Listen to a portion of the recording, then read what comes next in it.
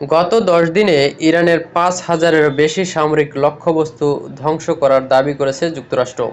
আজ মঙ্গলবার মার্কিন প্রতিরক্ষা বাহিনীর কেন্দ্রীয় কমান্ড সেন্টকম থেকে দেওয়া এক বিবৃতিতে এই দাবি করা হয়েছে। সেন্টকম থেকে দেওয়া বিবৃতিতে তথ্য অনুসারে ধ্বংস হওয়া যেসব সামরিক লক্ষ্যবস্তুর মধ্যে 50টিরও বেশি ইরানি যুদ্ধজাহাজ ও নৌযান রয়েছে। এছাড়াও আছে আকাশ প্রতিরক্ষা ব্যবস্থা, এয়ার ডিফেন্স সিস্টেম, ব্যালিস্টিক ক্ষেপণাস্ত্র স্থাপনা, ক্ষেপণাস্ত্র এবং ড্রোন তৈরির কারখানা, সামরিক যোগাযোগ কেন্দ্র এবং সামরিক কমান্ড কেন্দ্র।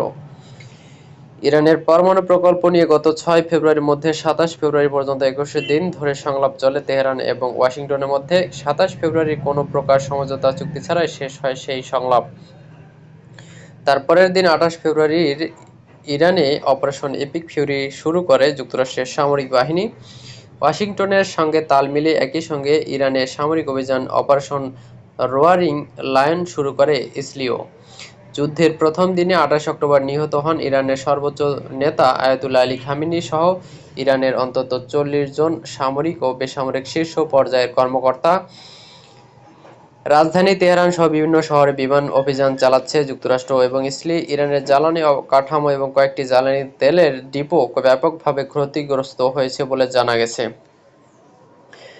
হামলার পাল্টা জবাব হিসেবে ইসরায়েল ও মধ্যপ্রাচ্যের উপসাগরীয় অঞ্চলের 6 দেশে অর্থাৎ সৌদি আরব, কাতার, কুয়েত, বাহরাইন, সংযুক্ত আরব আমিরাত এবং ওমানের মার্কিন সেনা ঘাঁটিগুলোতে দফায় দফায় ড্রোন এবং ক্ষেপণাস্ত্র নিক্ষেপ করেছে ইরান।